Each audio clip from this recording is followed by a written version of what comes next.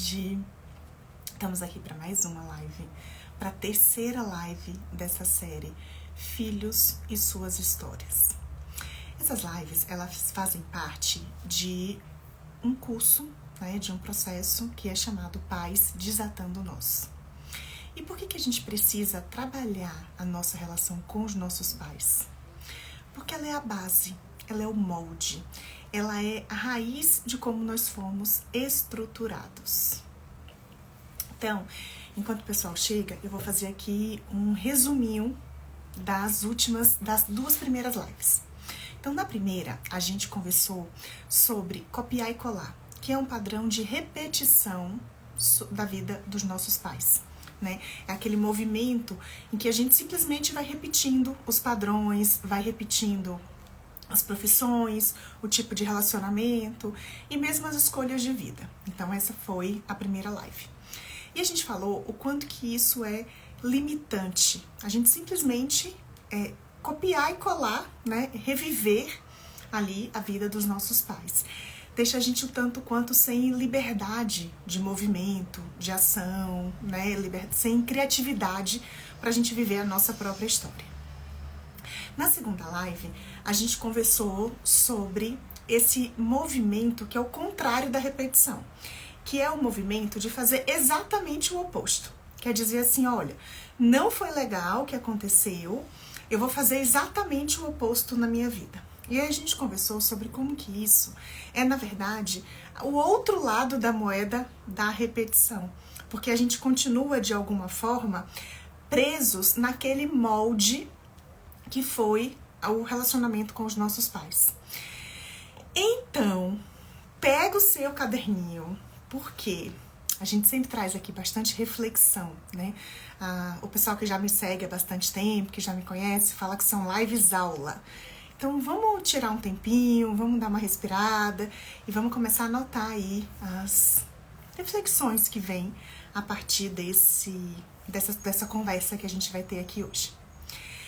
Então, vamos para a nossa terceira live. E o tema de hoje é negando a realidade. Bom, existem 4 formas, digamos assim, da gente negar a realidade. A primeira delas é fingir que a gente não vê os problemas. Por que eu tô falando fingir? Porque, no fundo, todo adulto é capaz de enxergar que está vivendo alguma situação desconfortável. Todo adulto enxerga, todo adulto sente. Pode não ter consciência plena, pode não ter conseguido elaborar, pode não ter conseguido transformar em palavras, pode não ter conseguido nomear.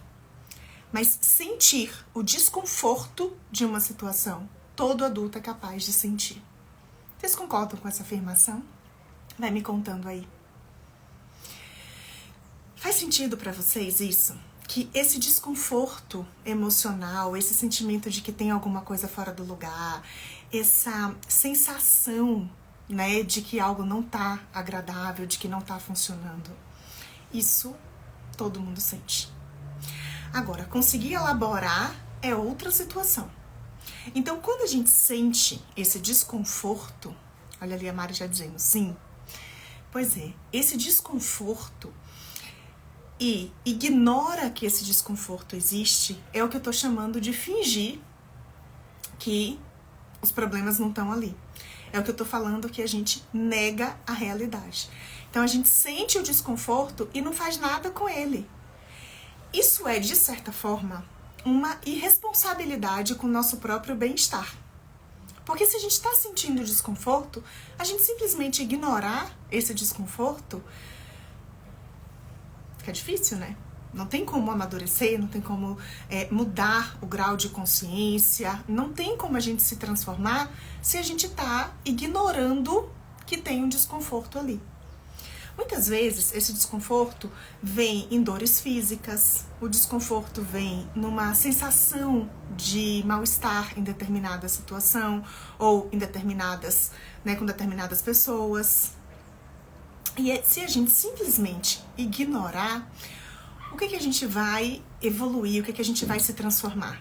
Nada. Então, essa é uma forma de negar a realidade, que é ignorar as próprias percepções. E como a gente falou agora há pouco, todos os adultos têm essa percepção. Travou? Gente, avisa aí o que aconteceu. Tava indo tudo tão bem. Será que já voltou? Vamos passear? Vamos mudar de cenário? Que tudo ao vivo, né? Tudo certo aí? A gente vai trocar de cenário, peraí. Vamos aqui. Ah, então travou lá na casa de alguém. Ah, se não travou, então a gente segue. Ótimo. Mas tudo bem, a gente já trocou de cenário. Deixa eu só trocar aqui essa luz. Peraí. Vamos diminuir aqui a luz. Pronto. Tá. Funcionou, gente? Bom, deu certo aqui não. A gente vai voltar pro nosso cenário, onde a gente estava.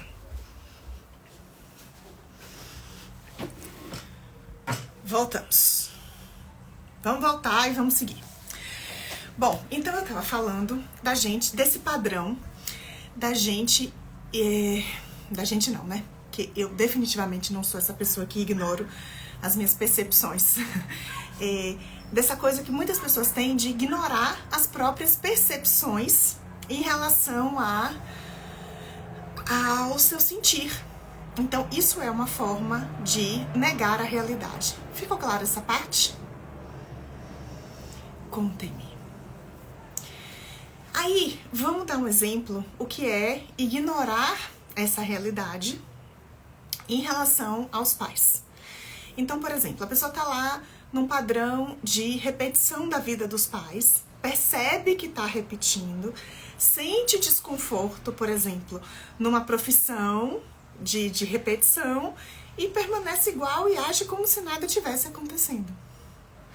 Outro problema, às vezes quando vai conviver ali com os pais, sente ali algum desconforto que não sabe de onde vem e simplesmente também finge que não tem nada acontecendo. E muitas vezes a pessoa sente culpa por aquele desconforto. Eu escuto muitos relatos aqui de pessoas que têm impaciência com o comportamento dos pais. E em alguns contextos, aquela impaciência tá trazendo alguma informação, tá dizendo que tem alguma coisa ali acontecendo. E ao invés da pessoa olhar para aquela impaciência, olhar para aquela irritação que ela tá sentindo, ela simplesmente para de visitar os pais, por exemplo. E isso se repete em outras relações. Então, às vezes, sente impaciência com um cônjuge que tem o mesmo comportamento que o pai ou a mãe tinha. E aí, o que acontece? Ela vai lá e vai se afastando emocionalmente do cônjuge, ao invés de olhar para aquela situação. Entende o que eu tô falando de negar a realidade? Ficou clara essa parte? Temos que dar atenção ao sentir. Exatamente, Mário. Dar atenção ao sentir. Porque primeiro a gente sente, depois a gente entende. Então, esse processo de alfabetização emocional é exatamente esse. É a gente perceber o nosso sentir e só depois é que a gente vai raciocinar, que a gente vai elaborar, que a gente vai pensar de outra forma.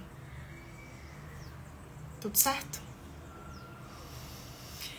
Bom, segunda forma de negar a realidade é o tal do futuro do pretérito, que eu vivo falando por aqui. Que é aquele tempo verbal que na prática ele não existe. Qual que é o futuro do pretérito? É aquela história que eu gostaria, eu queria. Essa não lembro de você já ter dito alfabetização emocional. Vou falar já disso mais. Vou anotar aqui pra gente não esquecer. O futuro do pretérito é aquela coisa do eu queria, eu gostaria, eu queria que fosse assim, eu queria que tivesse sido assim. Geralmente eu queria que tivesse sido. Gente, não tem como. Não tem como a gente voltar no tempo e fazer o negócio de outro jeito. Então o que acontece? A gente está negando a realidade do mesmo jeito. A gente está ignorando o tempo presente, a gente está ignorando as coisas como elas são e se prende na fantasia de como queria que fosse. Ah, eu queria ter morado não sei onde, eu queria ter estudado não sei o quê, eu queria ter conhecido você antes. O povo acha que tá me elogiando dizendo essa frase no consultório. Mas, na verdade, não tá. A pessoa tá se prendendo numa possibilidade de passado que nem existe. Não tem máquina do tempo. Não adianta a gente ficar dizendo assim, ai, eu gostaria, ai, se eu tivesse. Se isso só existe na gramática. Então, quando a gente fica preso nessa fantasia do que queria que fosse, do que queria que tivesse sido, essa coisa toda, o que a gente está fazendo? A gente está ignorando o tempo presente. A gente está ignorando que a gente tem essa realidade aqui e agora para lidar. Fica claro isso? E aí, o que acontece? Essa história de eu queria, eu gostaria, na verdade, é um aprisionamento. Você fica preso numa fantasia e você não consegue lidar com a realidade que você tem aqui agora. Então, por exemplo, vamos lá para o relacionamento com os pais. Tem muita gente que fala assim, eu queria que meu tio fosse meu pai. Não é. Porque meu tio é mais legal. Pode ser mais legal. Mas o pai que você tem não é o seu tio, eles são diferentes. E aí o que acontece? Isso te impede de você se relacionar verdadeiramente com o seu pai. Com as coisas boas e com as coisas que não são tão boas. Com as coisas que são fáceis e com as coisas que são difíceis. Então, quando a gente fica nesse lugar, né, de fantasia, a gente está impedido de viver o real. E quando a gente não vive o real, a gente simplesmente está passando pela vida inconsequentemente. Porque a gente lidar com a realidade faz parte do mundo adulto. E se a gente fica simplesmente na fantasia, a fantasia ela é necessária na vida. Mas ela é necessária por um tempo. Na infância ela é necessária. No momento de lazer, no momento de você se conectar com alguma arte, com algum filme. Mas a fantasia no dia a dia, ela é um ato de inconsequência consigo mesmo. Tá claro isso? Mas assim, a real é que quem vem pra terapia mesmo não tá muito preso nisso, não. Essa live é mais esses entendimentos de negação de realidade é quem fala assim, não, eu não preciso de terapia. Ou então diz assim, eu até já fiz, mas pra mim não adianta. Por quê? Porque não tá assumindo o próprio lugar, né? Não tá assumindo a própria responsabilidade. Então, você conhece alguém que tá aí negando a realidade? Bota ali o aviãozinho. Vamos lá, vamos para o próximo tema, o próximo jeito de negar a realidade. Esse daí já é mais comum para quem faz terapia, que é o eufemismo. Eufemismo é aquela figura de linguagem que diz assim, em que ela dá uma suavizada numa situação que é um tabu, que é uma dificuldade. Então, as pessoas dizem assim, nossa, vamos supor, para uma pessoa que tem um transtorno psiquiátrico e a família não quer assumir que essa pessoa tem um transtorno psiquiátrico, diz assim, não, ela é muito nervosa. Ou então, para uma pessoa que é alcoólatra, aí diz assim, não, é que ele bebeu um pouquinho e tá nervoso. Ou então assim, é que ela tem problemas emocionais. Na verdade, tem uma depressão que tá afundada na cama, já tentou se matar. E as pessoas dizem assim, problemas emocionais. Então, o que é o eufemismo? É uma suavização da realidade, que é também uma negação. Porque a gente já conversou aqui nas outras lives, quem já me acompanha há mais tempo já sabe que sem nomear os problemas, a gente não consegue lidar com eles. É simples assim. Vamos pensar no seguinte exemplo. Você tá lá com uma dor no joelho. Você vai no médico e você diz que você tá com uma dor no joelho. Não tem como o médico olhar o seu cotovelo. Ele vai olhar o seu joelho. É a mesma coisa com os problemas emocionais. Se você diz que você tá com um desconforto em tal relação, é essa relação que vai ser vista. A gente pode descobrir a raiz do problema. Pode dizer que a sua dor no joelho seja um mau posicionamento do seu pé. Aí é outra história.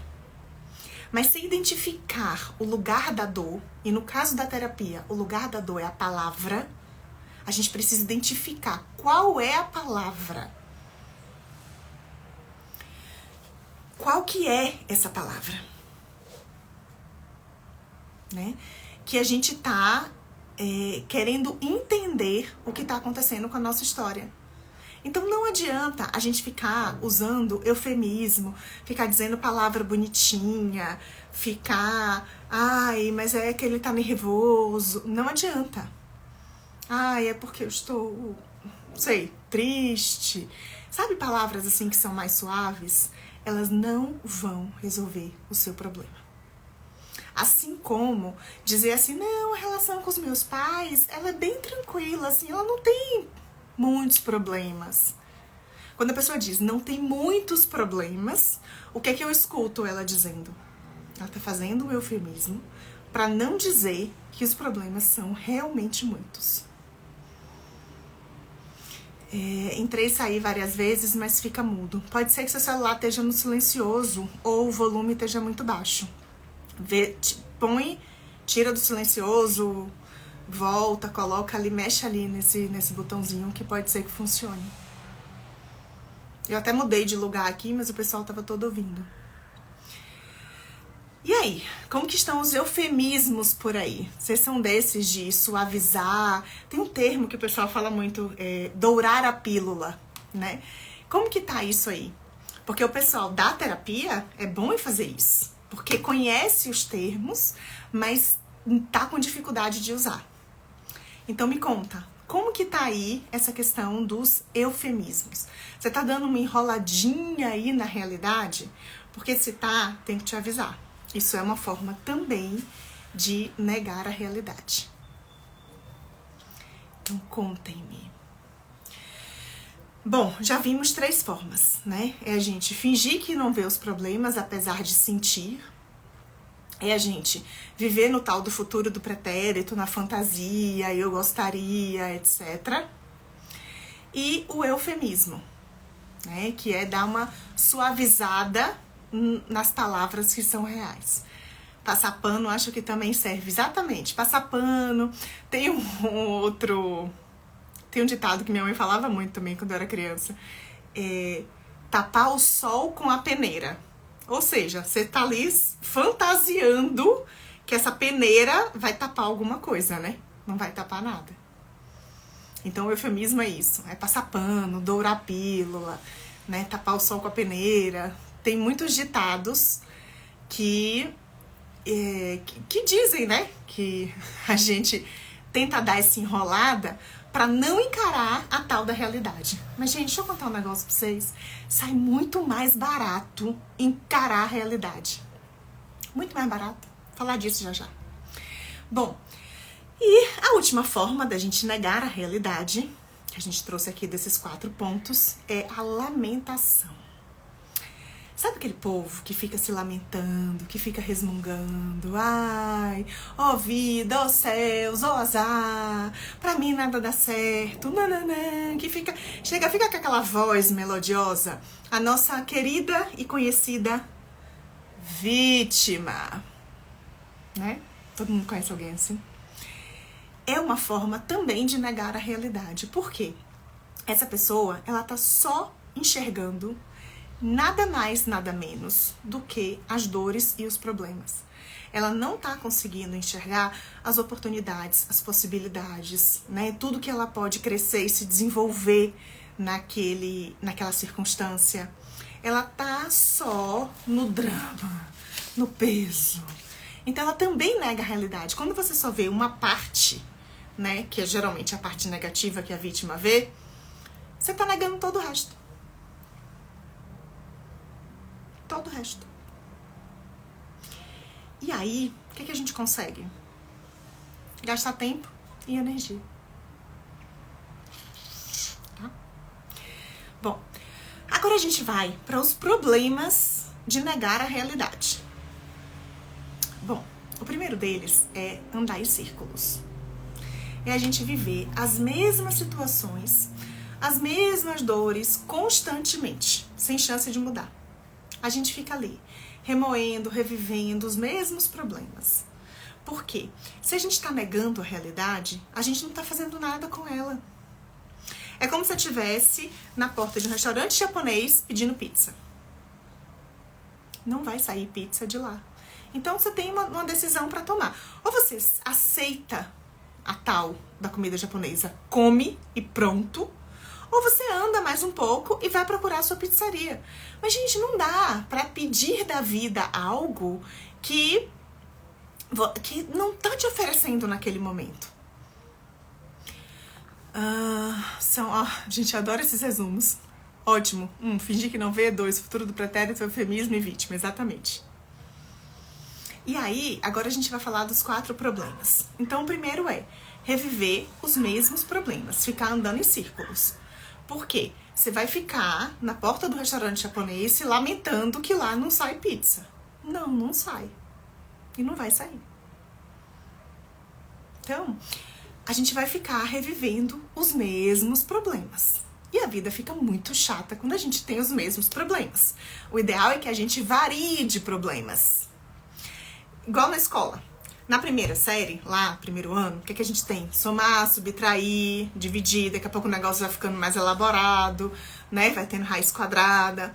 E a gente vai aprendendo a resolver problemas de um outro nível. É a mesma coisa na vida emocional. Se você fica ali no somar e no dividir a vida inteira, você não vai mudar de nível. E não é de nível intelectual como na escola, é de nível emocional. A sua vida emocional vai ficar aquela coisa blasé, aquela coisa pobre a vida inteira.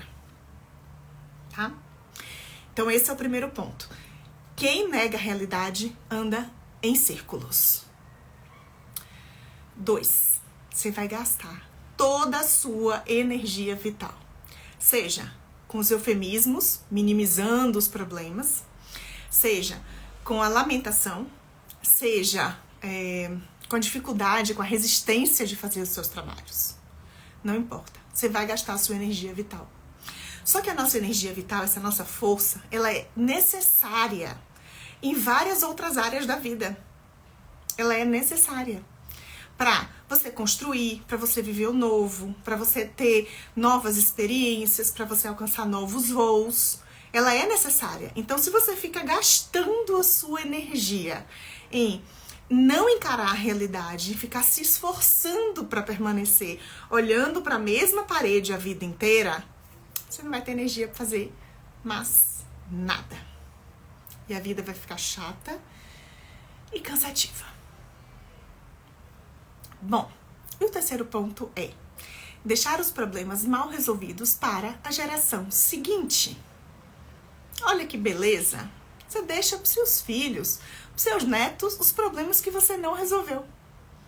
Deixa uma herança de BO emocional. Isso é ruim, gente. Faz isso não. Sabe por quê? Quanto mais vivo a gente tá, quanto mais produzindo, quanto mais criando, mais criativa, mais rica é a vida.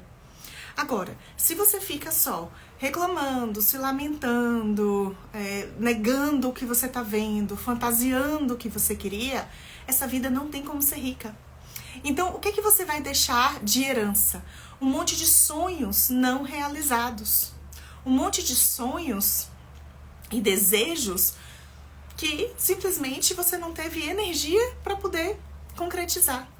E aí você vai deixar para os seus filhos e para os seus netos essas histórias. Então não, né? Não.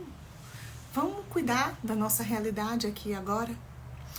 E por fim, o último item é: você não tem uma gota de saúde emocional nem de saúde mental. Não tem como. Se você tá negando a realidade, não tem como você ter saúde mental. Porque a saúde mental, ela vem exatamente dessa dinâmica de autodesenvolvimento. Ela vem desse lugar de amadurecimento. E eu tô sempre falando por aqui. Amadurecimento não vem com a idade, não vem com as rugas, não vem com o cabelo branco. Amadurecimento emocional é uma escolha. Você pode morrer adolescente. Pode morrer com 90 anos sendo adolescente. Agora, se você escolhe se desenvolver, aí sim você vai adquirindo maturidade ao longo da vida. E aí, como é que isso acontece, né, na relação com os nossos pais? Se a gente fica cobrando dos pais tudo que eles não deram, se a gente fica, ai, mas eu queria que você tivesse me dado, eu queria que você não tivesse me esquecido na escola naquele dia, eu queria que você tivesse me dado um carro quando eu passei no vestibular, sei lá, qualquer fantasia dessas. Você tá olhando para trás, você não tá vivendo pro aqui e agora. Você não tá enxergando o que os seus pais te deram. Você tá cobrando o que eles poderiam ter te dado. Gente, não faz sentido. É óbvio que falando assim não faz sentido. Mas o emocional de muita gente tá preso nesse lugar. Muita gente emocionalmente tá presa nesse lugar de dívidas em relação aos pais. Eles me devem. E eu tenho que ficar aqui cobrando. E a pessoa não enxerga tudo que recebeu. E aí o que acontece? Uma vida pobre, uma vida vazia e uma vida de lamentação. Então, quando a gente assume tudo que a gente recebeu e daqui em diante a gente escolhe fazer o nosso caminho, o caminho, ele é como se ele se abrisse, assim. Sabe quando você já fez trilha? Que você tem aquela trilhinha ali apertada, que você tem que pôr um pé na frente do outro, mas chega uma hora que abre como se fosse um campo. É isso que acontece na nossa vida emocional. Ficou claro? Ficou bem claro os problemas, né, da gente negar a realidade? Me contem. Gente, deixa eu aqui fazer um negócio. Ixi, aqui. As pessoas têm medo de encarar a realidade. Exatamente, o corpo sofre. Só que assim, eu fico pensando nesse negócio das pessoas terem medo de encarar a realidade. Eu tenho medo de viver na fantasia.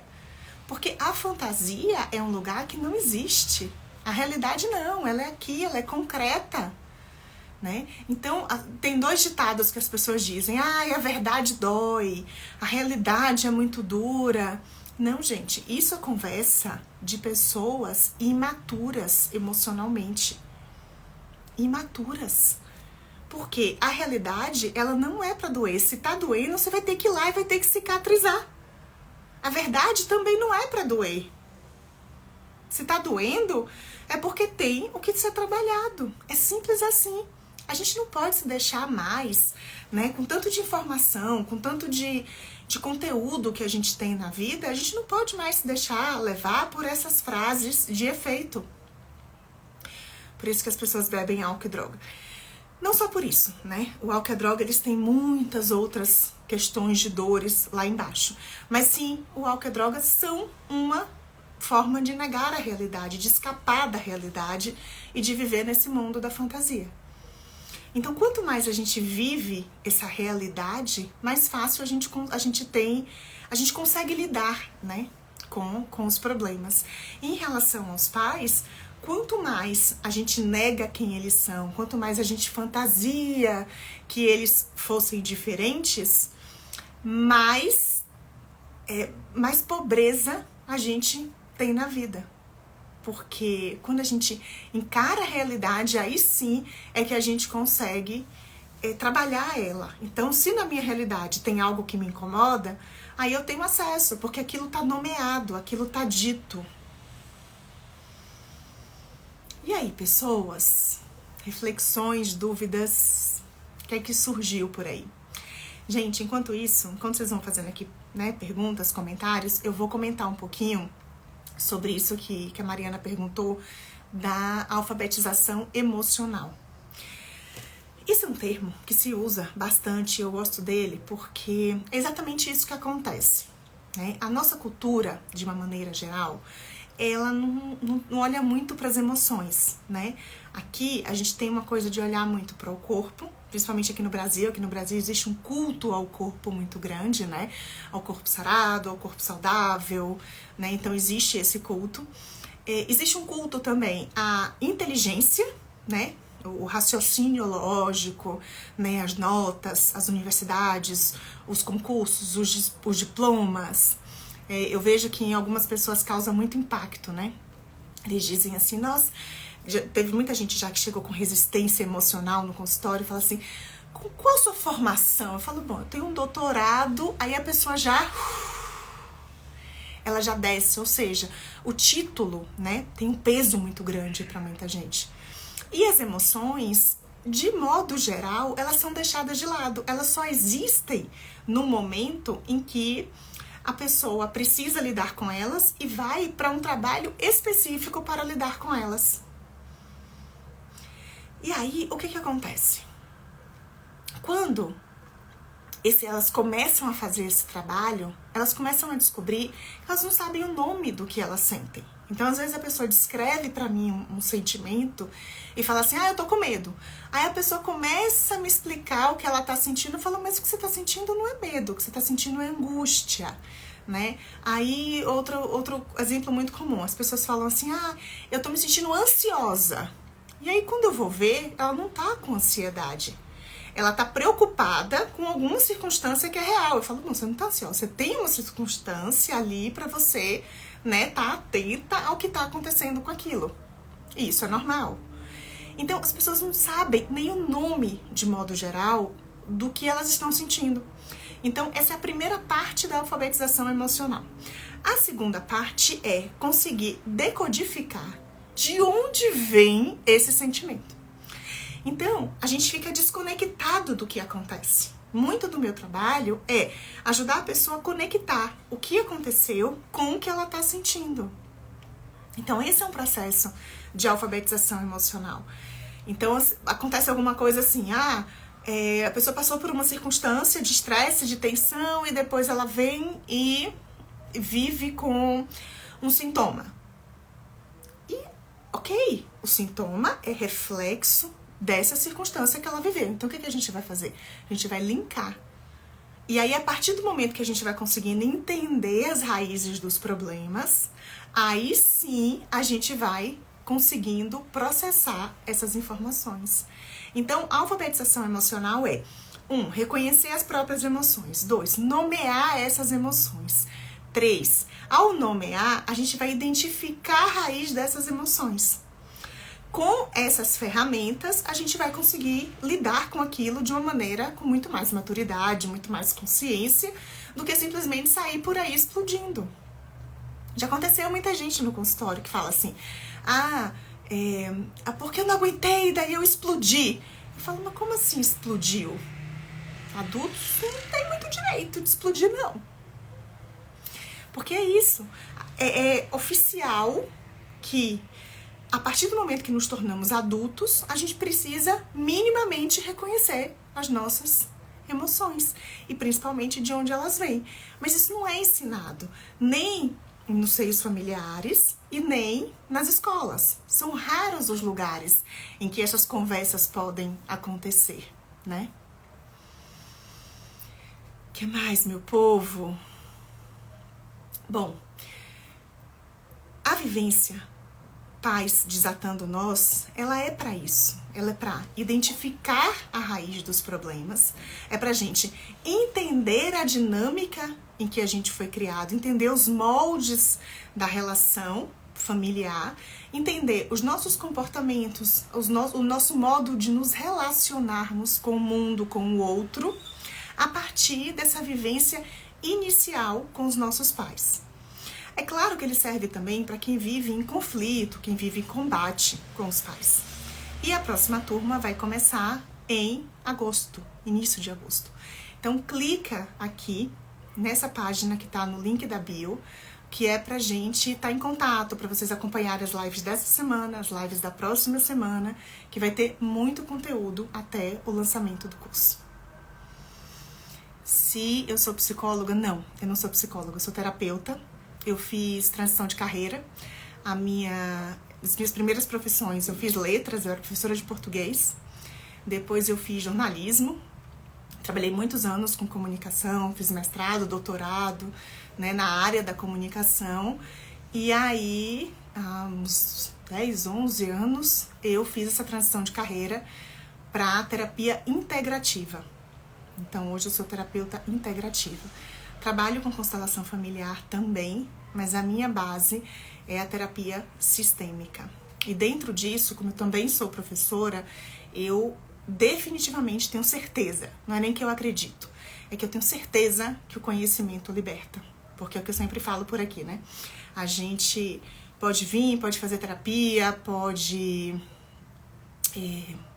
enfim, fazer muitos processos emocionais, mas se a gente não conseguir equalizar a razão e a emoção, e se a gente não entender a dinâmica das relações, fica muito mais difícil da gente mudar, fica muito mais difícil de processar as mudanças. Então, o conhecimento, ele é um pilar aqui nos meus processos terapêuticos. Então, quem é meu paciente é também aluno, e quem é aluno também é paciente, porque sem informação a gente caminha muito pouco, né? E também existem essas pessoas, existem essas técnicas que fica só olhando para a emoção, só olhando para si mesmo. E eu não sou dessa linha, não. Eu acredito que a gente precisa olhar para as nossas emoções, olhar para dentro, olhar para o nosso próprio umbigo, como a gente sempre fala por aqui, mas a gente também precisa dar ouvidos, né, aos estudos, às técnicas, e a tanta gente que já se dedicou, que já se debruçou, né, sobre a mente humana, para que a gente possa aproveitar todas essas informações para o nosso benefício. Então é isso, acho que dei uma resumidinha aqui. Gente, é isso. Muito obrigada pela participação de vocês. Tem sido bom esse retorno, né, às lives. Faz tempo que eu não estava aqui fazendo lives. Então espero vocês no grupo do WhatsApp. E lá no grupo vai ter as ofertas também. Vão ter várias ofertas incríveis, porque essa vai ser a última turma do ano. Quer dizer, a única, né? Então, se você não viu as outras lives, volta lá no perfil, estão todas salvas por esses dias.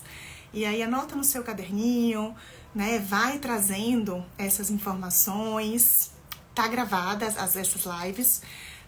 Vai ficar uns dias gravado, nesses dias que eu tô aqui nesse processo de divulgação do curso. Vai ficar lá gravado. Então, assiste a série. Hoje já é a terceira live, já tiveram 2 e amanhã é a última da semana. Bom? Então, muito obrigada, fiquem bem e uma ótima noite para vocês. E qualquer coisa, me manda aqui dúvida nos comentários e entra lá no grupo que a gente tá cheio de informações por lá. Tchau, gente. Boa noite.